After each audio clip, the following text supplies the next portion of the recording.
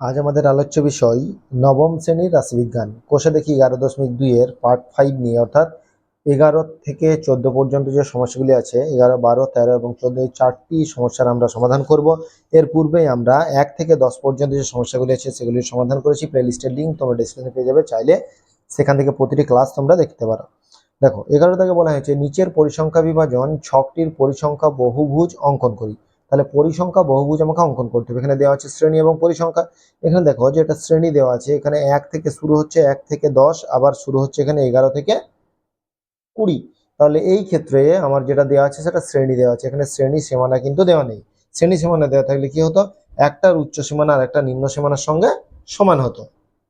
তাহলে পরিসংখ্যান যে ছক, যে বিভাজন ছকটা আছে, সেটা থেকে আমরা শ্রেণী এবং শ্রেণী সীমানা বের করে নেবো। এখানে দেখো আমরা 11 দাগের যে সমস্যাটা আছে সেটার যে বিভাজন ছক সেটা প্রথমে অঙ্কন করি। এখানে কত, এখানে বলা আছে 1 থেকে 10 হচ্ছে পরিসংখ্যা হচ্ছে 8, তাও বলা আছে 11 থেকে 20 হচ্ছে 3, তারপর 21 থেকে 30 হচ্ছে 6, 31 থেকে 40 12 এবং 41 থেকে 50 হচ্ছে 4। এই যে পরিসংখ্যা বলা আছে এবং শ্রেণী বলা আছে, এটা আমরা কি করব, এখান থেকে শ্রেণী সীমানা বের করবো। এখানে শ্রেণী সীমানা বের করতে গেলে কি হতে হবে, এখান থেকে 0.5 আমরা 0.5 বাদ দেবো এবং এখানে যোগ করব। তাহলে 0.5 বাদ দিলে কত হবে, 1 থেকে 0.5 বাদ দিলে হবে 0.5, আর এটা হবে 10.5। তাহলে এটাও কত হয়ে যাবে 10.5, 0.5 বাদ দিলে। তাহলে এখানে দেখো আমার এই যে উচ্চ সীমানা এবং নিম্ন সীমানা একই হয়ে যাচ্ছে। তাহলে এটা কত হবে 20.5।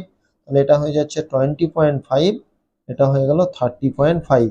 তাহলে এটা হলো 30.5, এটা হবে 40.5। এটা চলে আসবে আবার এখানে 40.5 থেকে 50.5। এই 50.5টা এখানে চলে আসবে। তাহলে 50.5 সেখান থেকে আমার চলে আসবে 50.5 থেকে হবে 60.5। তাহলে ঠিক তার আগেরটা, এটা কি হবে, এটা হবে 0.5। তাহলে এখান থেকে কত 10, দেখো এখান থেকে কত করে মাইনাস হচ্ছে, 10 করে মাইনাস হচ্ছে, তাই না? এখান থেকে দেখো, এখান থেকে এটা কত হয়েছে 10 মাইনাস, তাহলে এখান থেকে 10 মাইনাস কত হবে, তাহলে এখানে যেটা হবে -9.5। ঠিক আছে, -9.5, এখানে হচ্ছে 0.5, তাহলে হয়ে যাচ্ছে 10। প্রত্যেকটা শ্রেণী দৈর্ঘ্য কত হয়ে গেল, 10 হয়ে গেল। এবার আমাকে যেটা করতে হবে সেটা হচ্ছে মধ্যমানটা বের করতে হবে। তাহলে এক্ষেত্রে যদি আমরা মধ্যমান বের করি, তাহলে মধ্যমানটা কিভাবে বের করব, মধ্যমানটা বের করলে দুটোকে যোগ করে 2 ভাগ। তাহলে এই দুটোকে যদি যোগ করি আমরা, কত হচ্ছে দেখো, যোগ করলে হচ্ছে মাইনাস, এটা যোগ করলে এটা মাইনাস হয়েছে, এটা প্লাস হয়েছে, তাহলে -9, তার মানে হচ্ছে -4.5। দুটোকে আমরা যোগ করে যদি ভাগ করি, এটা কত হচ্ছে, যোগ করলে হচ্ছে 11। 11কে যদি আমরা ভাগ করি, তাহলে 11কে ভাগ করলে কত হচ্ছে, তাহলে শ্রেণী সীমাকে যোগ করে ভাগ করলেই আমরা শ্রেণী মধ্যমানটা পেয়ে যাচ্ছি। তাহলে এই দুটোকে যোগ করলে কত হচ্ছে 11, 11কে ভাগ করলে হচ্ছে 5.5। দেখো এই দুটোর মধ্যে ডিফারেন্স কিন্তু 10। ঠিক আছে, এই দুটোর মধ্যে ডিফারেন্স 10, এটা মাইনাস আছে, এটা প্লাস আছে। দুটো আলাদা আলাদা, যখনই আমরা দুটো আলাদা আলাদা অক্ষর, দুটো চিহ্ন আলাদা আলাদা হয়, তখন সে দুটো যোগ হয়ে যায়, আর একই দিকে হলে বিয়োগ হয়। এটা আমরা আগেই করেছি যখন আমরা ছক কাগজে বিন্দুগুলি স্থাপন করতাম ক্লাস 8-এ। এরপর দেখো এই দুটোকে যোগ করলে কত হবে 15.5। তাহলে কত করে ডিফারেন্স থাকছে, 10 করে। তাহলে হবে 25.5, তারপর হবে 35.5, তারপর হবে 45.5, তারপর হবে 55.5। তাহলে এই ক্ষেত্রে আমরা শ্রেণী সীমানাটা লিখে নিচ্ছি। তাহলে এখানে শ্রেণীটা কি হতো, এখানে শ্রেণীটা হতো 0, এখানে হতো 0, আর ঠিক তার আগেরটা হতো -10। ঠিক আছে, -10 থেকে 0.5 এখানে বাদ চলে গেছে। ঠিক আছে, তাহলে কত হচ্ছে 9.5, আর এটা যোগ হয়েছে ওই জন্য 5.5 হয়ে গেছে। এখানেও আমার তাহলে কি হতো, এখানে হতো 51 থেকে 60, যেগুলো আমরা লেখা ছিল না সেগুলো দেখো আমি নীলকালিতে লিখে নিলাম। এরপর আমাকে এখানে পরিসংখ্যা কত ধরতে হবে, 0 ধরতে হবে, এখানেও পরিসংখ্যা 0 ধরতে হবে। এবার এখানে আমার একটা ঘর করা দরকার ছিল, যেখানে বহুভুজের শীর্ষবিন্দুগুলি লেখা থাকে। আগের যে সমস্যাগুলি করেছি সেখানে দেখো এই ধরনের আমি একটি বহুভুজের শীর্ষবিন্দু একটা ঘর আমি করেছিলাম। তাহলে এখানে বহুভুজের শীর্ষবিন্দুগুলি কি কি আমরা লিখব, যখন আমার হচ্ছে -4.5 তখন হচ্ছে 0। ঠিক আছে, তারপর যখন হচ্ছে 5.5, 5.5, তখন হচ্ছে 8, 15.5, তখন হচ্ছে 3, 25.5, তখন হচ্ছে 6, আবার 35.5, তখন হচ্ছে 12, 45.5, তারপর হচ্ছে 4, আর 55.5, তখন হচ্ছে 0। এগুলি হচ্ছে শীর্ষবিন্দু। এগুলো আমরা এ বি সি ডি এইভাবে আমরা লিখবো। এই যে বিন্দুটা, এটা হচ্ছে এ বিন্দু, এটা বি, এটা সি বিন্দু, এটাকে আমরা ডি বিন্দু বলবো, এটা হচ্ছে ই বিন্দু, তারপর হচ্ছে এফ, তারপর হচ্ছে জি। এই বিন্দুগুলি আমরা যখন ছক্কাগুলি স্থাপন করব তখন আমরা লিখবো। অনেকে এই সমস্যাটা করতে গিয়ে শ্রেণী থেকে ডাইরেক্ট মধ্যমান বের করে দিয়েছে, এবং মধ্যমান বের করে আমাদের কি করেছে, মধ্যমান বের করার পর এই পরিসংখ্যাটা বসিয়ে বহুভুজ অঙ্কন করেছে। ঠিক আছে, সেক্ষেত্রে বলবো যখন শ্রেণী বলা থাকে অর্থাৎ একটার উচ্চসীমা একটা নিম্নসীমার সঙ্গে না মিলে, এখানে দেখো এক এক করে ডিফারেন্স আছে। এটা যদি আয়তলেখ অঙ্কন করতে বলতো তাহলে কি তোমরা পারতে? কোনোভাবেই পারতে না। তার জন্য আমরা কি করব, এগুলোকে আমরা প্রথমেই যেটা করব সেটা হচ্ছে শ্রেণী সীমানাটা যদি এটা না থাকে, দেখো এখানে -10 থেকে 0, সেখানে আমরা এটা কি করছি, সেটা আমরা করছি যে -9.5 থেকে আমরা কত করলাম, 0.5, তারপর 0.5 থেকে কত 10.5, তাহলে এটার সঙ্গে যোগ করছি, এটা থেকে বিয়োগ করছি। এইভাবে আমরা শ্রেণী সীমানাটা বের করে দুটোকে যোগ করে ভাগ করে আমরা কি করলাম, মধ্যমান পেলাম। এই এই জায়গাটাতেও দেখবে অনেকের ক্ষেত্রে সমস্যা আছে, অনেকেই দেখবে 5.5 করেছে। ঠিক আছে, এটা 5.5 করলে কি হয়, যখন আমরা গ্রাফে অঙ্কন করব তখন আমরা এটাকে বোঝাবো যে 5.5 করলে কি সমস্যা দাঁড়াতে পারে। ঠিক আছে, তাহলে এটা 4.5 হচ্ছে, অনেকের ক্ষেত্রে 5.5 দিয়ে কিন্তু সমস্যার সমাধানটা করেছে। ঠিক আছে, আমি বলছি এটা 4.5 এর দিয়েই তোমরা সমস্যার সমাধানটা করবে। দেখো এখানে এক্স অক্ষ এবং ওয়াই অক্ষ দুটোই আমরা টেনে নিয়েছি, তাহলে এটার নাম কি হয়, এক্স অক্ষ, এটা হচ্ছে এক্স, এটা হচ্ছে এক্স ড্যাক্স, এটা হচ্ছে ওয়াই, এটা হচ্ছে ওয়াই ড্যাক্স, তাই তো? তাহলে আমরা এক্স অক্ষ এবং ওয়াই অক্ষ বরাবর আমরা দুটোকে এক ঘর সমান একই ধরছি। তাহলে এই ক্ষেত্রে আমরা কি করব, এখানে হচ্ছে 5, এটা হচ্ছে 10, 15, 20, 25, 30 পরপর আমি লিখে নিলাম। ঠিক আছে, এটা হচ্ছে পরিসংখ্যা, এটা হচ্ছে পরিসংখ্যার শ্রেণীটা এইদিকে লিখবো। তাহলে শ্রেণীটা আমি ডাইরেক্ট মধ্যমানটাও লিখতে পারি। এখানে আমার কত থেকে শুরু হচ্ছে, 0.5 থেকে। ঠিক আছে, মধ্যমানটা কত, আমরা যদি শ্রেণী সীমানা যদি এখানে আয়তলেখ বলতে তাহলে শ্রেণী সীমানাটা লিখতাম। অনেক ক্ষেত্রে আমরা যখন পূর্ণ সংখ্যা বলা থাকবে যে 10, 5 থেকে 0, তার মানে 0 থেকে 5, 0 থেকে 5 পর্যন্ত লিখে আমি মাঝের যে বিন্দুটা মধ্যমানটা সেটা আমরা বসিয়েছি। এক্ষেত্রে ডাইরেক্ট আমি মধ্যমানটাই লিখবো। তাহলে কত, প্রথমেই হচ্ছে -4.5, দেখো তাহলে এই পর্যন্ত হচ্ছে 4, তাহলে এই জায়গাটা হচ্ছে 4.5, এটা আমরা লিখলাম -4.5, তারপর হচ্ছে কত, 0, এই বিন্দুটা 0, তারপর যে বিন্দুটা আমরা লিখবো সেই বিন্দুটা হচ্ছে এই বিন্দুটা 5.5, 5.5, এখান থেকে দেখো মধ্যবিন্দুটা বলেছে 10 ঘর। ঠিক আছে, তাহলে 15.5, এখানে হচ্ছে 15, তাহলে 15.5, তারপর আবার 10 ঘর, তার মানে কত হবে 25.5, এখানে হবে 25.5, তারপর আবার 10 ঘর, তাহলে কত হবে, 10 ঘর হলে হচ্ছে 35.5, বেশ এখানে লিখবো 35.5, তারপর 45.5, এখানে আমার 55.5 পর্যন্ত আছে। তারপর হচ্ছে এখানে লিখলাম যে এই পর্যন্ত হচ্ছে 35, ঠিক আছে, 35 পর এটা হচ্ছে 40, 45, তাহলে 45.5। ঠিক আছে, এরপর যেটা আমরা লিখবো সেটা হচ্ছে 55.5, মানে এখানে হচ্ছে 55.5। তাহলে এটাকে আর একটু দীর্ঘায়িত করব। ঠিক আছে, এক্সটা আমরা এখানে লিখলাম। এক ঘর 5 ঘর সমান 5ই ধরছি, তার জন্য আমার এই যে রাখলাম অঙ্ক। এবার যেটা বলছিলাম যে সবগুলোর মধ্যে ডিফারেন্স 10 করে, এখানে দেখো ডিফারেন্স 10ই আছে। এখানে যদি 5.5 করি সেই ক্ষেত্রে ডিফারেন্সটা কত হচ্ছে, এখানে দেখো এখানে কত আছে 5.5, তার সঙ্গে 4.5 যোগ করলে দেখো 10 হচ্ছে। এবার যদি তুমি এখানে 5.5 করো, এখানেও -5.5 করো, তাহলে এদিকে 5.5 আর এদিকে 5.5, তাহলে হয়ে যাচ্ছে 11।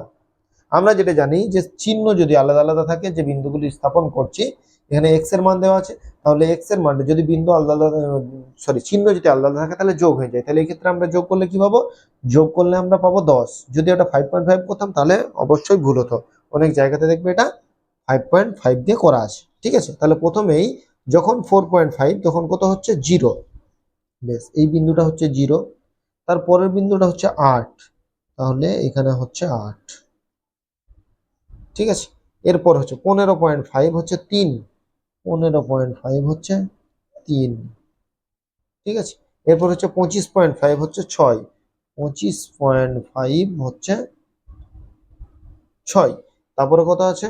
12, 35.5 হচ্ছে 12, 12 হয়ে গেল। এরপর কত আছে?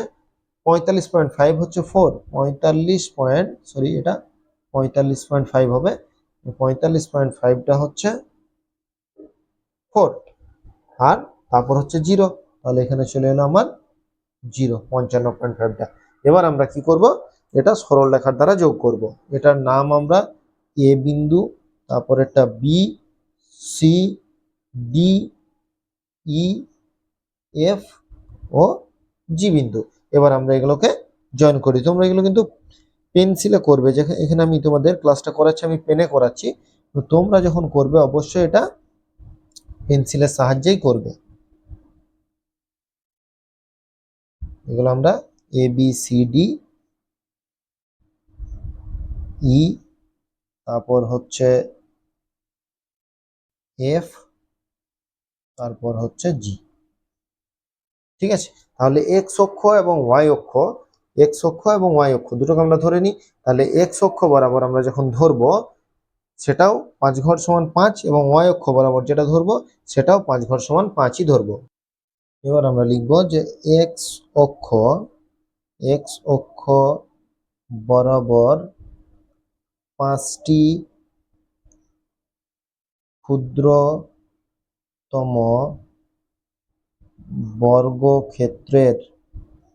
বর্গক্ষেত্রের বাহুর দৈর্ঘ্য সমান হচ্ছে 5 একক। আবার ওয়াই অক্ষ বরাবর একই লিখব, 5টি, একই ভাষায় লিখব। ঠিক আছে, আমি আর লিখলাম না, ডট ডট দিয়ে এখানেও 5 একক। এখানে যেহেতু শ্রেণী আর পরিসংখ্যা বলা আছে আর কিছু বলা নেই। এবার আমরা কি করব? পরিসংখ্যান বিভাজন ছক থেকে, পরিসংখ্যান বিভাজন ছক থেকে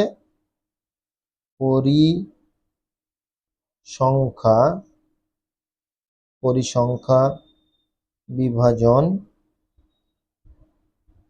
ছক থেকে বিন্দুগুলি, যে বিন্দুগুলি আমি লিখেছি, A B C D E F G, বিন্দুগুলি স্থাপন করে A B C D E F G বহুভুজ অঙ্কন করলাম। ঠিক আছে, তাহলে প্রত্যেকটি যখন আমরা আয়তলেখা বা বহুভুজ অঙ্কন করছি ঠিক এইভাবেই আমরা লিখে নেব। ঠিক আছে, তাহলে আমরা এখানে যেটা ধরেছিলাম, এখানে আমরা ধরেছিলাম এ বি সি ডি, ওই A B C D E F G বাহুগুলি এখানে বসিয়ে আমরা বহুভুজ অঙ্কন করলাম। ঠিক আছে, তাহলে 11 দাগের যে সমস্যাটা সেটার আমাদের সমাধান হয়ে গেল। এরপর আমরা 12 দাগের সমস্যাটা দেখব। দেখো, 12 দাগে বলা হয়েছে যে আমাদের গ্রামে সকল নারীদের স্বাক্ষর করার বিশেষ ব্যবস্থা দেওয়া হবে, তাই আমরা নিচের তথ্য সংগ্রহ করেছি। এবার এখানে একটা পরিসংখ্যা বিভাজন ছক দেওয়া আছে এবং নিচে বলা আছে উপরের তথ্য পরিসংখ্যা বহুভুজ অঙ্কন করি। তাহলে বয়স আর এখানে হচ্ছে স্বাক্ষরহীনের সংখ্যা অর্থাৎ নিরক্ষর কত বলেছে? 10 থেকে 15 বছর যাদের বয়স সেরকম আছে 40 জন, 15 থেকে 20 আছে 90 জন, 20 থেকে 25 আছে 100 জন, 25 থেকে 30 হচ্ছে 60 জন, এবং 30 থেকে 35 হচ্ছে 160 জন। তাহলে যেটা দেওয়া আছে সেটা প্রথমে আমরা লিখব। তাহলে প্রথমেই আমরা যখন বহুভুজ অঙ্কন করি সেক্ষেত্রে আমাদের কি করতে হয়? একটা শ্রেণী আমাদের বাদ দিতে হয়। একটা শ্রেণী বাদ দেবো কারণ আমাদের একটা পরিসংখ্যা 0 থেকে শুরু করতে হবে।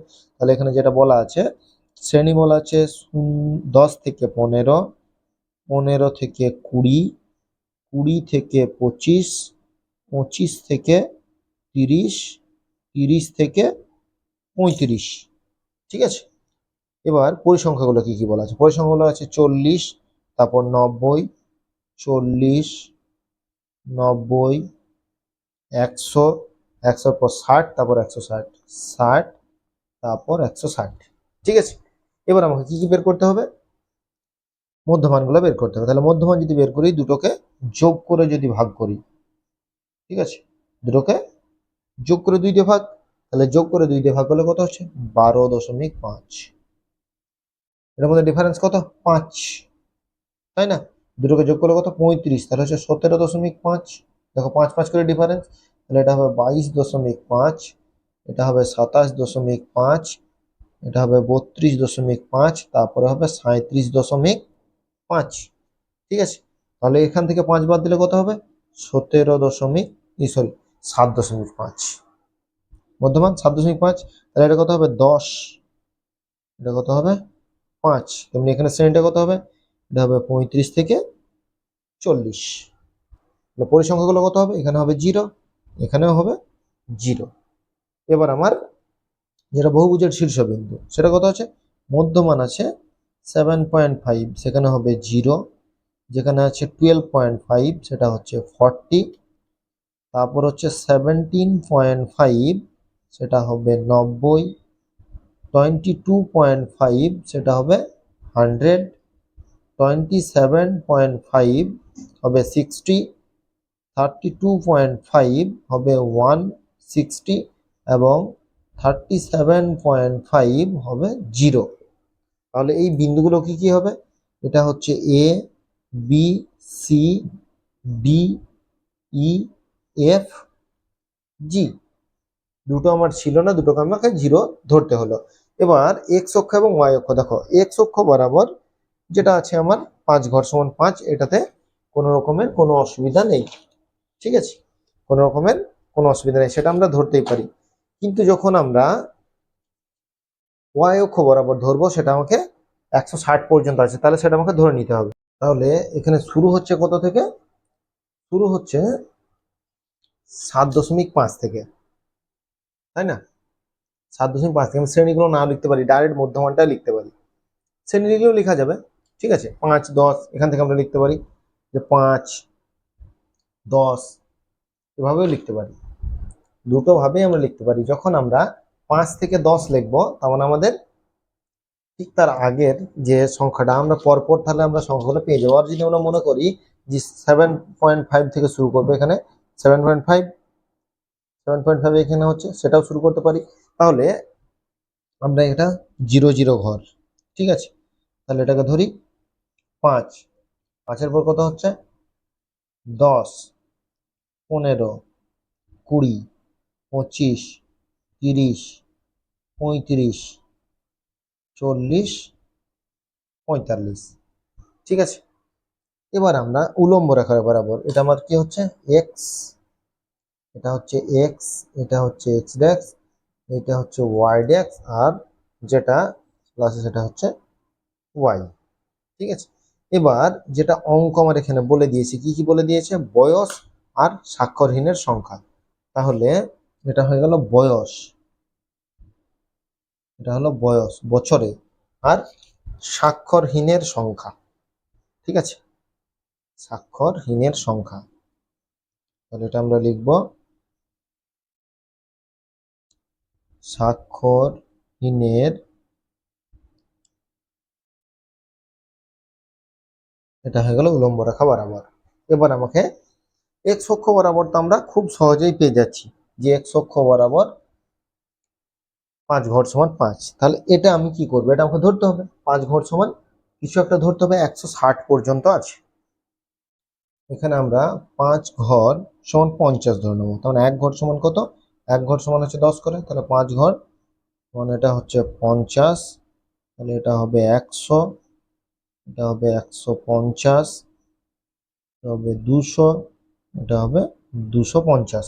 তাহলে 5 ঘর সমান আমি 50 ধরে নিচ্ছি। তাহলে যেটা আমি ধরে নিয়েছি সেটা আমি এখানে লিখে নিই যে এক্স অক্ষ বরাবর 5টি ক্ষুদ্রতম 5টি ক্ষুদ্রতম বর্গক্ষেত্রের বাহুর দৈর্ঘ্য সমান হচ্ছে 5 বছর।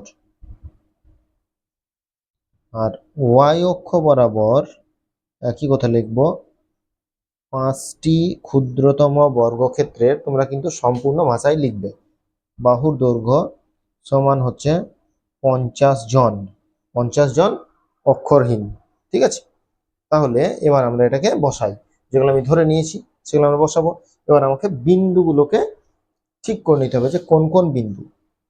ঠিক আছে, তাহলে শূন্য থেকে আমার কথা হচ্ছে 7.5, তাহলে 7.5 থেকে শূন্য শুরু হয়েছে, মানে এটা হচ্ছে 7.5, 5 আর 10-এর মাঝে।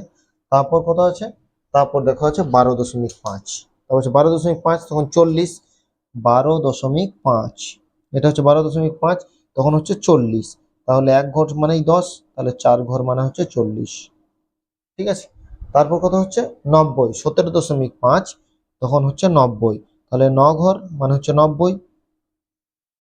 ঠিক আছে, তারপর হচ্ছে 22.5, 22 কত 100, তাহলে 22.5 হয়ে গেল 100।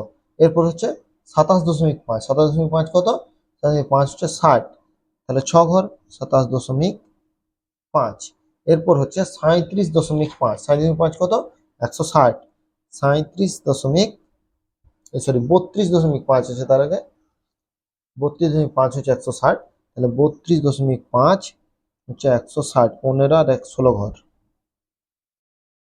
এরপর হচ্ছে 37.5, 37.5 কত 0, তাহলে এখানে হয়ে গেল 0। তাহলে শ্রেণীগুলো লেখার পর আমি যদি মধ্যমানগুলো লিখছি, তাহলে আমার খুব সহজে যে কোনো উপায়ে আমাদেরকে মধ্যমানটা লিখতে হবে এবং সেটা স্থাপন করতে হবে।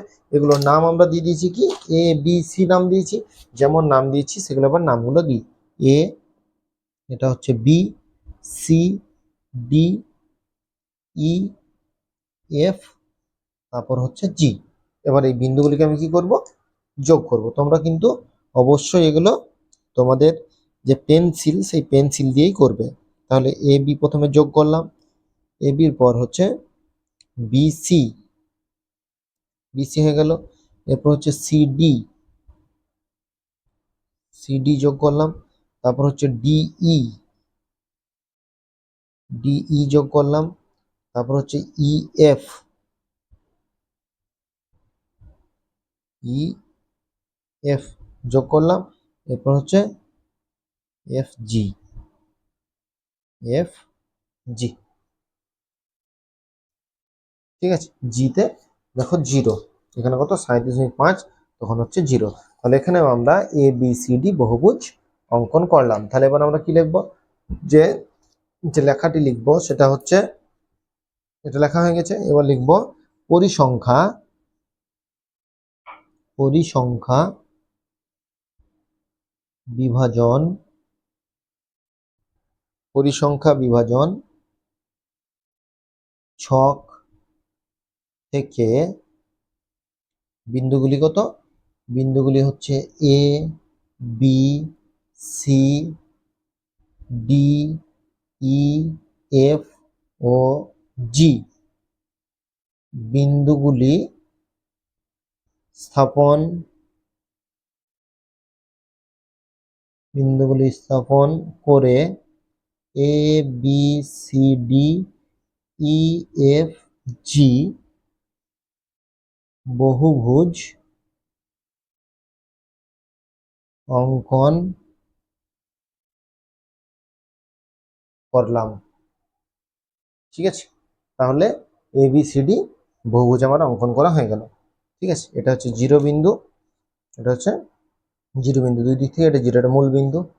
ঠিক আছে, এরপরে যদি তোমাদের কোথাও অসুবিধা হয় বা বুঝতে না পারো অবশ্যই কিন্তু জানাবে। এরপর আমরা 13 দাগের যে সমস্যাটা আছে, 13 দাগের সমস্যাটা কি বলা হয়েছে দেখো, এটা হয়ে গেল 12 দাগের সমস্যা। এরপর 13 দাগের সমস্যা বলা হচ্ছে যে গত মাসে আমাদের কলকাতা ফুটবল লিগের দলগুলির দেওয়া গোলের পরিসংখ্যা নিচে দেওয়া হয়েছে। তাহলে এখানে শূন্য, যখন শূন্য তখন হচ্ছে 15, যখন 1 গোল সেটা হচ্ছে পরিসংখ্যা হচ্ছে স্কোর 1 তখন হচ্ছে 20। তাহলে এখানে কি কি দেওয়া আছে, স্কোর এবং পরিসংখ্যা দেওয়া আছে। এইভাবে কত মধ্যে দেওয়া আছে, 6 তখন হচ্ছে 1। এবার যে উপরে রাশি তত্ত্ব উপস্থাপন জন্য একটি পরিসংখ্যা বহুভুজ অঙ্কন করো। তাহলে এখানে আমাকে কি করতে হবে, এখানেও আমাকে বহুভুজ অঙ্কন করতে হবে। তাহলে প্রথমেই আমরা পরিসংখ্যা যে ছক আছে সেটা প্রথমে অঙ্কন করে নিই, এঁকে নিই। সেটা প্রথমে ছকটাকে লিখে নিই, তারপর আমরা বহুভুজটা অঙ্কন করব। তাহলে এখানে যেটা আমার স্কোর দেওয়া আছে সেটাই মধ্যমান দেওয়া আছে, ঠিক আছে। এবার আমরা যখন বহুভুজ অঙ্কন করি সেক্ষেত্রে আমার পরিসংখ্যাটা 0 ধরতে হয়, এখানেও তাহলে পরিসংখ্যা 0 ধরতে হবে। তাহলে ঠিক এর আগেরটা যদি আমি ধরি তাহলে সেটা হবে -1, যেহেতু 1 করে ডিফারেন্স আছে। তাহলে 0 থেকে 1 বাদ দিলে -1, তেমনি এখানে কত হবে, 1 যোগ করে কত হবে, এটা হয়ে যাবে 7। তাহলে এই দুটোই পরিসংখ্যা কত, 0। তাহলে এখানে বহুভুজের যে শীর্ষবিন্দু সেগুলি কত হবে, -1, তখন কত হবে, তখন হবে 0।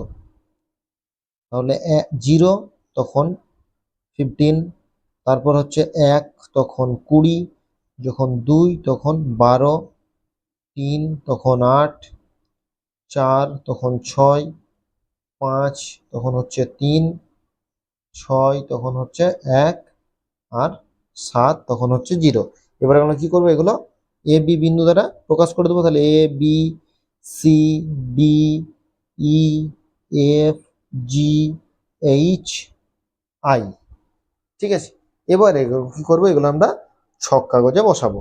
তাহলে ছক কাগজে বসার জন্য কি করতে হবে, এক্স এবং ওয়াই অক্ষ দুটো অঙ্কন করতে হবে।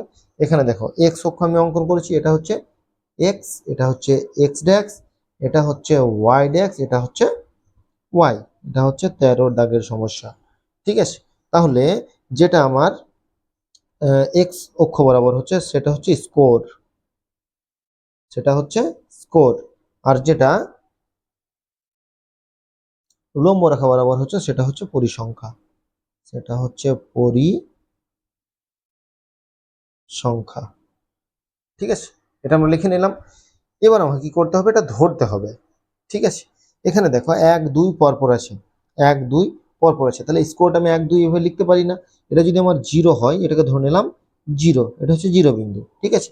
তাহলে এর পরেরটাকে আমরা 1 ধরবো, তারপরেরটাকে 2, তারপর হচ্ছে 3 4 5 6 7 8 9 পরপর আমি ধরে নিলাম। তাহলে এখানে কত হবে, -1 হবে, এটা 5 ঘর পর, ঠিক আছে। তাহলে ছক কাগজের 5টি ঘর সমান আমি 1 একক ধরে নিলাম এক্স অক্ষ বরাবর। আর ওয়াই অক্ষ বরাবর কি, ওয়াই অক্ষ বরাবর যা আছে তাই। তাহলে এটা 0, 0-র পর এটা হচ্ছে 5, তারপর হচ্ছে 10 15 20 25 30 35, ঠিক আছে। এবার আমি বিন্দুগুলি কি করব, স্থাপন করব। দেখো যখন -1 তখন 0, তাহলে -1 তখন 0 হচ্ছে এই বিন্দুটা। তারপর 0 তখন কত হচ্ছে, 15, 0 তখন হচ্ছে 15, ঠিক আছে। এরপর কত, এরপর 1 তখন হচ্ছে 20, যখন 1 তখন হবে 20। এর পরের বিন্দুটা কত, যখন 2 তখন হবে 12, যখন 2 তখন হচ্ছে 12, যখন 3 তখন হচ্ছে 8, যখন 3 তখন হচ্ছে 8, যখন 4, তখন হচ্ছে 6, যখন 4 তখন হয়ে গেল 6, তারপর হচ্ছে 5 তখন হচ্ছে 3, যখন 5 তখন হয়ে গেল 3, যখন 6, তখন কত হচ্ছে 1, তাহলে যখন 6 তখন হয়ে গেল 1, যখন 7 তখন হচ্ছে 0, ঠিক আছে। তাহলে এই বিন্দুগুলির নাম আমরা জানি, এটা হচ্ছে এ বিন্দু, তারপর হচ্ছে বি, তারপর C D E F G H I. দেখো এখানে আই পর্যন্তই দেওয়া আছে। তাহলে এবার বিন্দুগুলি আমি সরলরেখার দ্বারা যোগ করব, ঠিক আছে। সরলরেখার দ্বারা যোগ করব। এবার আমরা যোগটা করে নিই 0 থেকে 15 পর্যন্ত। প্রথম যোগটা হবে 0 থেকে 15, তাহলে 0 থেকে 15 প্রথমটা হয়ে গেল। এরপর হচ্ছে বিসি, বিসিটা জয়েন করে নিই, বিসি। এরপর হয়ে গেল সিডি, সিডি, তারপর হচ্ছে ডিই, ডিই, তারপর হচ্ছে ই এফ, ই এফ, তারপর হচ্ছে এফ জি, এফ জি, তারপর হচ্ছে জি এইচ, তারপর হচ্ছে এইচ আই। ঠিক আছে, তাহলে আমরা বিন্দুগুলি স্থাপন করে দিলাম। এবার আমরা যেটা লিখতে হয় সেটা আমরা এবার লিখে নিই। ঠিক আছে, এখানে আমরা বিন্দুগুলিকে স্থাপন করে দিয়েছি। এরপর আমাকে যেটা লিখতে হবে বহুভুজ অঙ্কন করার পর সেটা আমরা লিখি। এখানে আমরা লিখব 13 দাগেরটা যে এক্স অক্ষ, এক্স অক্ষ বরাবর 5টি ক্ষুদ্রতম বর্গক্ষেত্রের বাহুর দৈর্ঘ্য সমান 1 একক। ঠিক আছে, আবার ওয়াই অক্ষ বরাবর 5টি ক্ষুদ্রতম বর্গক্ষেত্রের বাহুর দৈর্ঘ্য সমান হচ্ছে 5 একক। তাহলে 5টা সমান 1 একক হয়ে গেল এক্স অক্ষ বরাবর, আর ওয়াই অক্ষ বরাবর 5টা সমান 5 এখানে 5টা সমান 5 একক ধরা আছে, আর এখানে 5টা সমান 1 একক ধরা আছে। ঠিক আছে, এরপর আমরা কি করব, পরিসংখ্যা বিভাজন ছক থেকে বিন্দুগুলি স্থাপন করেছি, তাহলে লিখব যে পরিসংখ্যা বিভাজন ছক থেকে -1, 0, ঠিক আছে, -1, 0, তারপর হচ্ছে 0,15, 1,20, 2, হচ্ছে 12, এরপর হচ্ছে 3, হচ্ছে 8, 4, 6, 5, 3, 6, 1 ও 7, 0 বিন্দুগুলি স্থাপন করে A B C D E F G H I বহুভুজ অঙ্কন করলাম।